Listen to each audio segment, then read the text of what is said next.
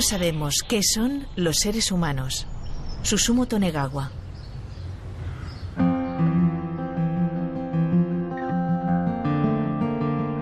Miren por dónde hemos tenido que venir a Leipzig, aquí en el norte de Alemania, para poder contestar una pregunta que nos hemos hecho desde pequeñitos y que ya sé que mucha gente no se hace porque la da por consabida y sabida. Pero nosotros seguimos sin saberlo. Y es, ¿somos de verdad los humanos, mujeres y hombres, los únicos seres inteligentes de este planeta? ¿Qué pasa con los simios, con nuestros primos hermanos que iniciaron la vida en la historia de la evolución hace unos 60 millones de años? ¿Son inteligentes? ¿Pueden hacer las cosas que nosotros hacemos o no lo son? Bueno, después de este programa de redes lo sabremos casi perfectamente.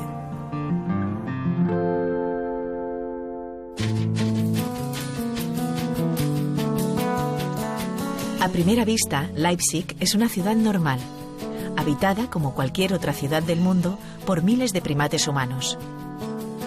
Sin embargo, si se busca un poco más, descubrirán que se trata de la única ciudad del planeta donde poder observar juntas las 4 especies de grandes simios que existen hoy en día: orangutanes, gorilas, chimpancés y bonobos. Hace ya tiempo que Redes tenía pendiente la visita al zoológico de Leipzig, donde llevan a cabo sus investigaciones los científicos del Centro de Primates del Instituto Max Planck de Antropología Evolutiva. Este centro está dirigido por el primatólogo Josep Cay, que estudia el comportamiento y la inteligencia de estas 4 especies de grandes primates, nuestros parientes dentro de la familia de los homínidos. En Leipzig nos acompañó el gélido invierno, la nieve y el hielo, lo que no impidió que Eduardo Punset y Josep Cay pasearan por el recinto del zoológico mientras repasaban las diferencias y similitudes entre humanos, los últimos primates aparecidos en el planeta y los grandes simios. Redes va a dedicar 2 episodios a ver qué nos enseñan los simios sobre nuestro propio comportamiento y sobre la importancia del entorno que nos toca vivir a la hora de definir nuestras habilidades, nuestra creatividad y nuestra sociabilidad.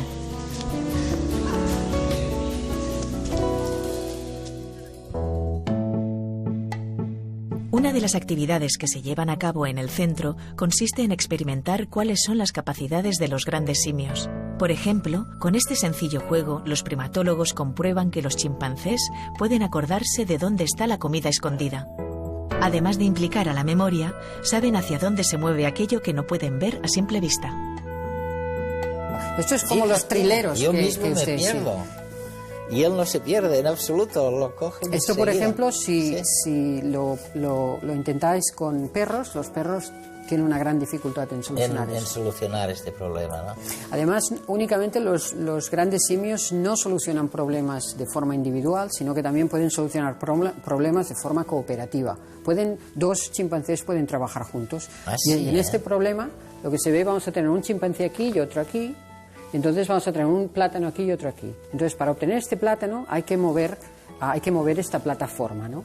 Pero no de un lado solo. No de un lado, porque si se mueve de un lado y se estira de un lado solo, mira lo que pasa en el otro. No llega, claro. Pierde la cuerda. Entonces, lo que hay que hacer para solucionar es lo que hacen los chimpancés. Es los dos tienen que tirar de forma coordinada para entonces obtener la recompensa.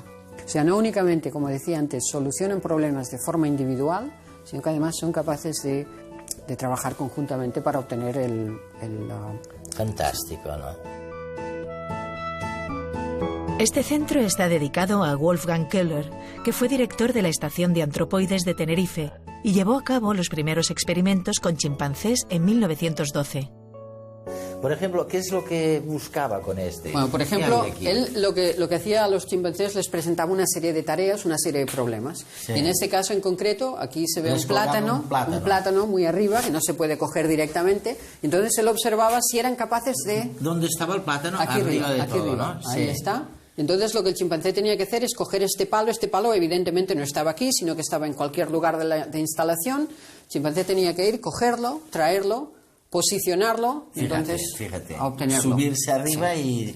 ¿Y esto qué os demostraba? Esto lo que demuestra es que son capaces de solucionar problemas. Estos problemas no los habían encontrado anteriormente, pero ellos tienen conocimientos sobre determinadas cuestiones sobre su entorno, entonces son capaces de utilizar esta información y combinarla de nuevas maneras, de nuevas formas, para solucionar problemas que son nuevos. Combinan una información que les llega de un sitio con información que les llega de otro, pero no hacen lo que hacemos nosotros, que es el famoso Ratcher Effect, ¿no? El conocimiento acumulado. Explícame un poco la diferencia. La idea es que los humanos, la cultura de los humanos está basada en la acumulación de conocimiento, mientras que la cultura de los chimpancés no está basada en la acumulación de conocimiento. Dame un ejemplo. Por ejemplo, un chimpancé, las cosas que ellos hacen en libertad, un chimpancé que fuera un genio, podría inventarlo. Podría inventar cómo obtener termitas, podría inventar cómo cascar nueces. Un solo sujeto sería posible que lo inventara. Con un esfuerzo individual. Efectivamente. Sí. Un genio lo podría inventar. Por ejemplo, pensemos en un objeto sencillo, un bolígrafo. Un bolígrafo. No hay en día un humano, hoy en día, que tenga todos los conocimientos necesarios para fabricar un bolígrafo. Una cosa tan sencilla como un bolígrafo. No hay nadie que lo sepa. Entonces, se necesita esta acumulación de conocimiento para ser capaz de realizar este tipo de instrumentos. Y eso es una gran diferencia que existe hoy en día. Cuando un niño nace en una cultura determinada, automáticamente, de forma gratuita, se le da una serie de conocimientos. Sí. Y entonces, a partir de estos conocimientos, se va a desarrollar de una manera que le va a permitir pensar de unas maneras determinadas. Y luego eso le permite desarrollar un tipo de pensamiento, efectivamente, un tipo de pensamiento que sin este conocimiento que se le ha dado, que se ha acumulado mediante generaciones, no sería posible. Por eso es tan importante, seguramente, Josep, el cuidar a los niños, ¿no? Tenerlos en una especie de régimen internado durante 8 años, todo pagado, para que aprendan a imaginar y a pensar.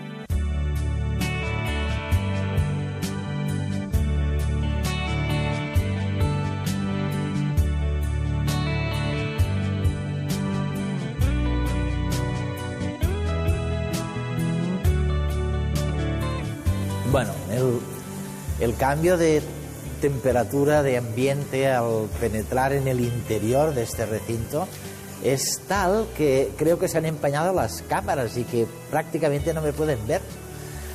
Y habrá que esperar pues unos segundos a que los artefactos estos se acostumbren al cambio de entorno, ¿no?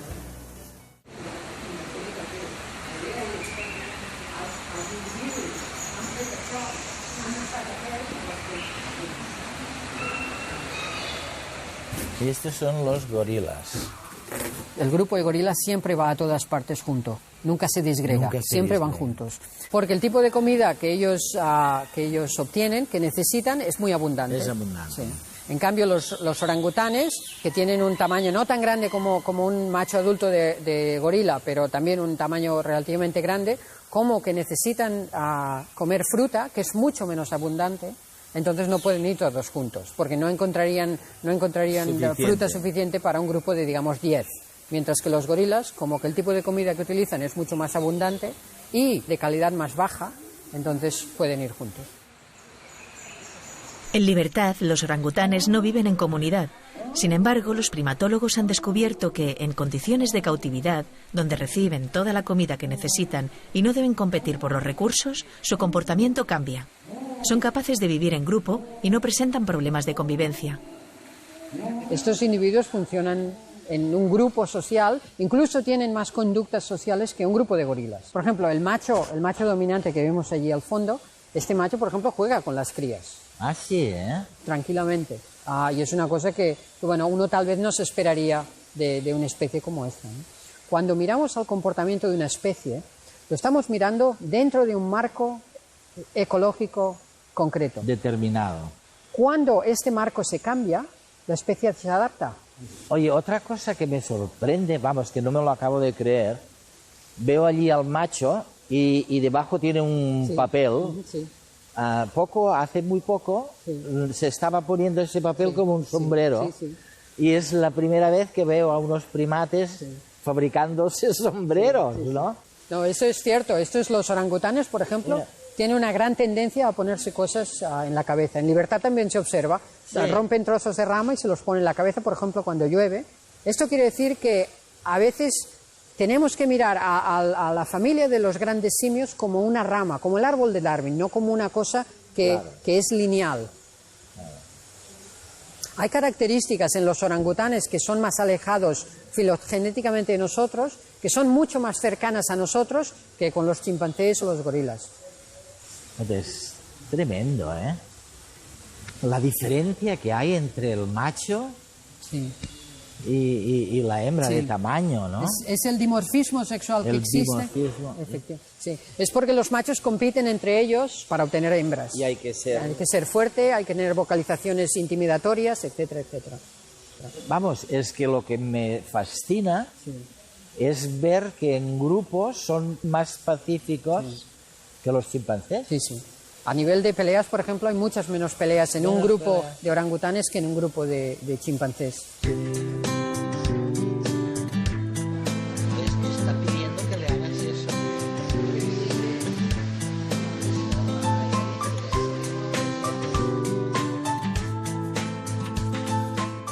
Yo creo que una de las cosas interesantes de este centro es que todos los grandes simios están aquí. Y por tanto podemos estudiarlos a todos ellos. La mayoría de centros son los chimpancés, los orangutanes, los gorilas y los bonobos. Y eso solo vosotros. Solo nosotros, sí. Y entonces, para intentar realizar inferencias sobre la evolución de la cognición dentro de la familia de los grandes simios, esto es muy importante. Cuando a mí, mis amigos biólogos, por ejemplo, muchos de ellos, bueno, en España y en Estados Unidos, cuando me intentan explicar por qué es necesario ir a otros planetas, me dicen, Eduardo, es que la única experiencia de vida que tenemos es la nuestra. Y para saber lo que es la vida nos hace falta saber algo de una vida distinta. La perspectiva comparada es tremendamente importante. Yo mientras estaba estudiando monorhesus, pues aprendí mucho de estos monorhesus. Entonces, después estudié a los que se llaman en inglés stump-tailed macaques. Es otro tipo de macaco. Sí. Pasó una cosa muy interesante. Es que mientras estaba mirando a estos nuevos macacos, yo estaba aprendiendo sobre los rhesus. ¿Ah, sí? ¿Cómo es posible? Bueno, la razón es muy sencilla. La razón es que cuando tú observas a una especie, tú ves lo que esta especie está haciendo. Lo que no ves es lo que no hace. Lo que una especie no hace es mucho más difícil de ver. Y únicamente cuando tienes una manera de contrastarlo, entonces te das cuenta cómo es posible que esta segunda especie esté haciendo esto y los rhesus no lo estaban haciendo. O sea, el contraste, la comparación es fundamental para obtener información sobre este tipo de cuestiones. Y es en este sentido que el estudio del proceso cognitivo de los primates es absolutamente imprescindible para conocer el proceso cognitivo de los humanos. Efectivamente. ¿Y esto que tenemos aquí qué es? Esto se utiliza para enrichment. Esto es para que los grandes simios, cuando no están trabajando con nosotros, puedan hacer cosas y entretenerse. Ah, sí, ¿eh? A los primates, a los grandes simios, se les ponen, por ejemplo, comida. Entonces ellos tienen que utilizar instrumentos para sacarla. ¿Y lo hacen eso? Sí, sí, sí. Y por ejemplo aquí les ponemos semillas de diferente tipo y la misma idea. Este es sencillamente un trozo de saco, entonces se pone comida, se hacen unas tiras y esto se tira y ellos están entretenidos sacándole y están forrajeando, por decirlo así. Claro, claro. Cuando decimos que una de las cosas que nos diferencia a los humanos de los simios es que nosotros sabemos hacer herramientas y ellos no, estas herramientas las hacen los humanos. Sí. Ellos no saben hacer herramientas. Sí que saben.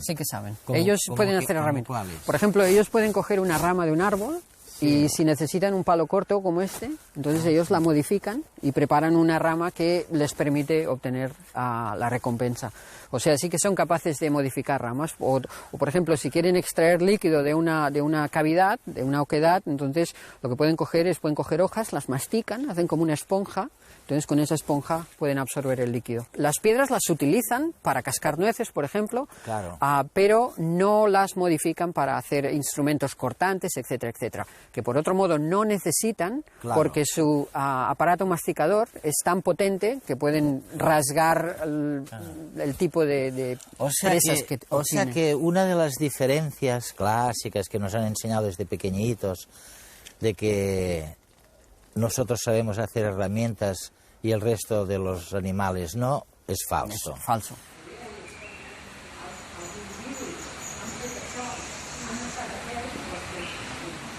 Oye, también de pequeñito, a la hora, porque de pequeñito me han llenado la cabeza contándome la cantidad de cosas que me separaban, supuestamente, nunca me lo creí del todo, del resto de los animales, ¿no?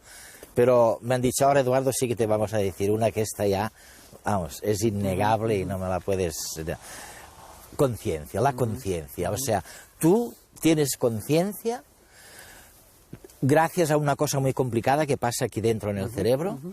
Puedes tener conciencia de lo que eres, de lo que has sido tu familia, tu nación, no sé qué.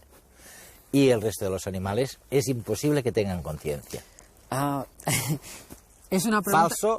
Es una pregunta fascinante, pero a esta pregunta lo que tengo que decir es que no tenemos hoy en día instrumentos para preguntar esto. No, ¿eh? Me encantaría saber si un chimpancé recuerda su infancia. Me encantaría saber si un chimpancé se acuerda de aquella vez que se encontraron con el leopardo. Me encantaría saber si el chimpancé recuerda quién estaba allí con él, qué hicieron, dónde fueron. Todo eso son preguntas fascinantes, pero hoy en día todavía no tenemos instrumentos que nos permitan preguntar esto. ¿Por qué? Porque no tenemos el lenguaje, no les podemos preguntar estas cosas. Si a los humanos no tuviéramos la capacidad de hablar sobre la conciencia y de nosotros dos hablar sobre esto, tener una conversación, no tendríamos elementos para saber si existe la conciencia o no. Hay otra diferencia que también se nos dice desde pequeñitos. Nosotros somos capaces de hablar. Sí. Algunos hasta creen que nacemos con una especie de gramática universal. Y otros, el resto de los animales dicen, ellos no pueden hablar. Sin embargo, pueden comprender instrucciones. A uno de los que ha estado con humanos se le pide, pon la pelota dentro del frigorífico. Sin ningún problema. Cogen la pelota y la ponen dentro del frigorífico. Un primate, un bonobo. Pero es que la cuestión es incluso más interesante, porque los perros esto también lo hacen. Si se ponen 9 objetos que el perro conoce y uno que no conoce, y ahora al perro se le pide, tráeme, y se le da el nuevo nombre de este objeto que el perro nunca ha oído, el perro va a la habitación, mira y coge el objeto nuevo. Y lo que es más interesante es que si usted a este perro un mes más tarde le pregunta por este objeto, se lo trae.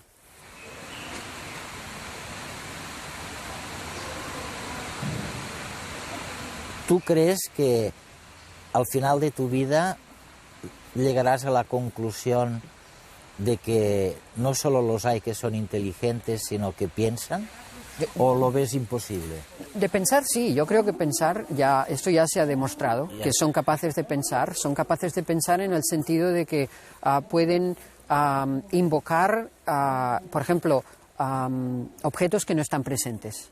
Tienen una representación mental del objeto, tienen una vida interior. Además, pueden utilizar esta información para realizar inferencias. Son capaces de solucionar problemas utilizando esta información. Son capaces, por ejemplo, hemos hecho un estudio últimamente que demuestra que son capaces de distinguir las apariencias de la realidad. Sí, O sea, esto es muy interesante porque aquí tenemos a un sujeto que es capaz de distinguir entre lo que realmente existe, lo que realmente es y lo que actualmente está viendo. Son dos tipos de representaciones y es capaz de contrastarlas y decidir que las apariencias engañan. Si un experimentador coloca 2 trozos de comida al alcance de un chimpancé, este tiene la opción de robarlos. Invariablemente elige tomar aquel que está separado del cuidador por una pantalla, es decir, aquel que el cuidador no puede ver.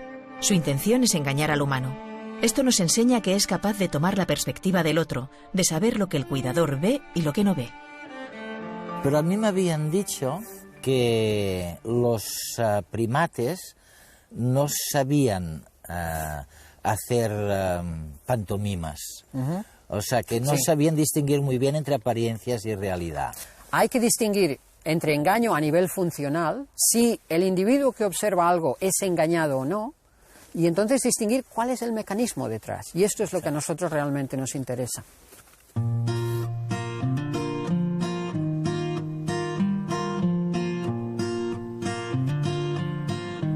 Esto es curioso, porque los bonobos antiguamente se los conocía como los chimpancés pigmeos, porque se pensaba que eran más pequeños de tamaño. No son más pequeños, lo que sucede es que son más esbeltos. Los chimpancés son más robustos y dan la impresión de que son más grandes, pero a nivel de tamaño son bastante parecidos. ¿Y este hace así con la boca? Esto es una cosa que hacen, por ejemplo, cuando si están acicalando, lo utilizan. Por ejemplo, las hembras en los bonobos juegan un papel mucho más central que en los chimpancés. Las hembras, por ejemplo, muchas veces son dominantes sobre los machos, cosa que en los chimpancés es al revés. De nuevo, la polémica. Los bonobos son muy diferentes porque las hembras son dominantes o no. Aquí se puede ver perfectamente cómo pueden oponer el pulgar y pueden coger cosas con este tipo de pinza, digamos. De pinza. Lo que pasa es que nuestro es mucho más largo en comparación con el dedo índice. Ellos es mucho más corto. El pulgar es mucho más largo en nosotros, pero incluso así, él puede utilizar este tipo de pinza. Sí, sí. O sea, no hay ninguna diferencia en este sentido. Vamos, nunca había convivido con un bonobo tanto tiempo.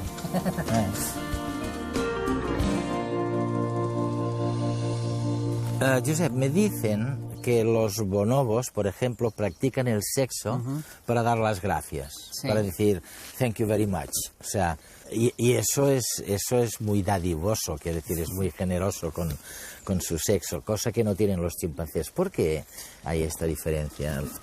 Son dos especies muy cercanas, los chimpancés y los bonobos, y lo que creo que es muy interesante es que tienen muchas similitudes, pero también interesantes contrastes. Sí. Y, por ejemplo, a nivel de conducta sexual, los bonobos utilizan más la conducta sexual con medios sociales que los chimpancés. Como medio social. Y entonces, por ejemplo, los chimpancés hacen otras cosas. Por ejemplo, a veces se habla de que los bonobos son los que son muy pacíficos y los chimpancés no lo son. Esto yo creo que hay que ir con cuidado, porque ambos son pacíficos y ambos son agresivos. Lo que pasa es que el tipo de agresividad es diferente. Por ejemplo, los chimpancés tal vez tenemos a pensar que son muy agresivos porque los machos hacen estos despliegues y entonces intimidan a todo el grupo. Los bonobos machos esto no lo hacen. O sea, los bonobos machos hacen sus displays, pero prácticamente nadie les hace ni caso. Y esto tiene que ver con la cuestión de que la jerarquía dentro de los chimpancés está centrada en los machos. Los machos son los realmente dominantes. Los bonobos son las hembras. Digámoslo así, la agresividad en los bonobos es mucho más sutil. La agresividad en los chimpancés es mucho más abierta, que todo el mundo vea. Efectivamente. Sí.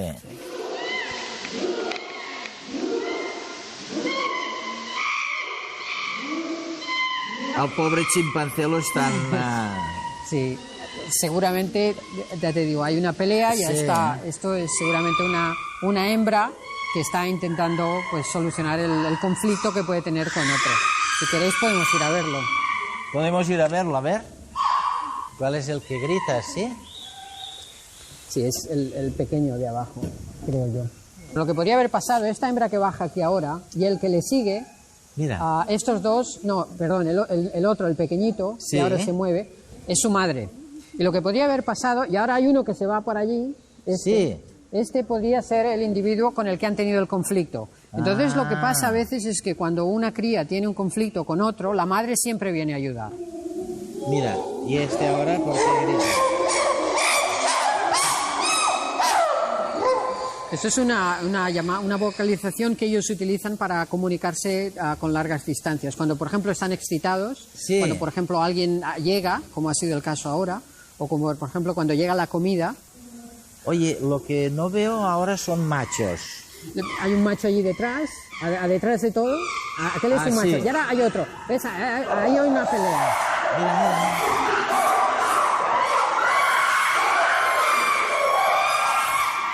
El que tiene la... El que tiene los pelos de punta es un macho, y ahora viene otro. Ahí es el tercer macho, ahí va el tercer macho. Lo que ha pasado es que esta es la hembra dominante, la que ha sido atacada. Y ha sido atacada por uno de los machos adolescentes. En lo que estamos hablando antes, de que los machos adolescentes Intentan siempre ganarse el primer sitio. efectivamente, intentan, y la estrategia que utilizan es intentar que todas las hembras y todos los machos les muestren señales de sumisión. ¿no? Oye, he visto un macho y tiene unos testículos Sí. grandísimos. Sí, sí. ¿Hay alguna razón evolutiva para Sí, eso? la razón es que existe lo que se llama competición espermática. Como que los ya. chimpancés viven en grupos de machos y hembras, Sí. y es muy común que la hembra copula con varios machos. Entonces, para competir, los machos lo que han desarrollado es unos testículos muy grandes donde pueden eyacular a gran cantidad de esperma y competir con el esperma que existe dentro de... O sea que emitiendo mucho más esperma, Que los competidores. la hembra conserva parte, se Sí, supone, de sí, este esperma y por lo tanto puede competir con otros machos que tengan menos esperma, Sí, menos sí. cantidad. ¿no?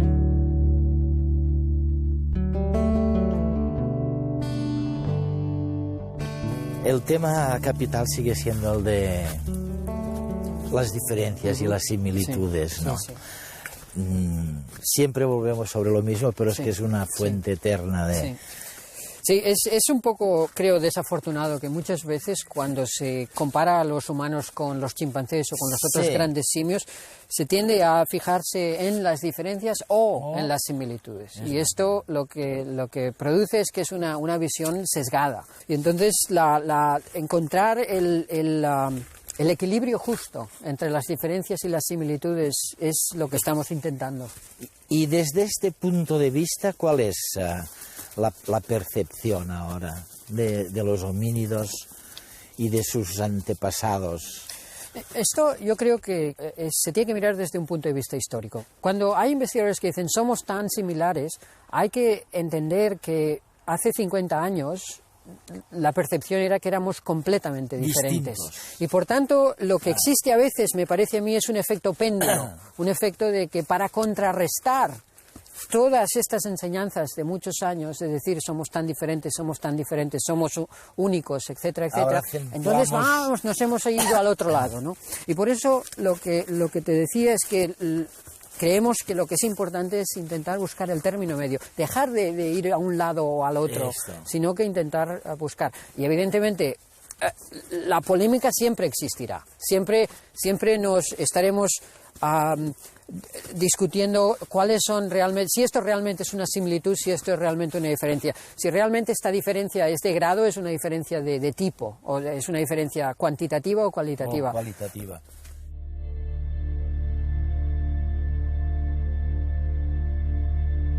No me digan que después de este programa de redes no hemos aprendido que la inteligencia no debiéramos estudiarla como algo que pertenece solo a los humanos. Si algo nos separa realmente del resto de los primates, de los grandes simios, es el efecto trinquete. Nosotros aprendemos de una manera acumulativa. No olvidamos lo que generaciones previas han descubierto. Esto es lo que nos diferencia del resto de los primates. Ellos, desgraciadamente, casi todo se lo deben a un esfuerzo individual y a la investigación o al descubrimiento de un instrumento, de un producto, no de un proceso como nosotros. El cerebro de los humanos y el de los grandes simios no son tan diferentes como cabría esperar. Josep Call.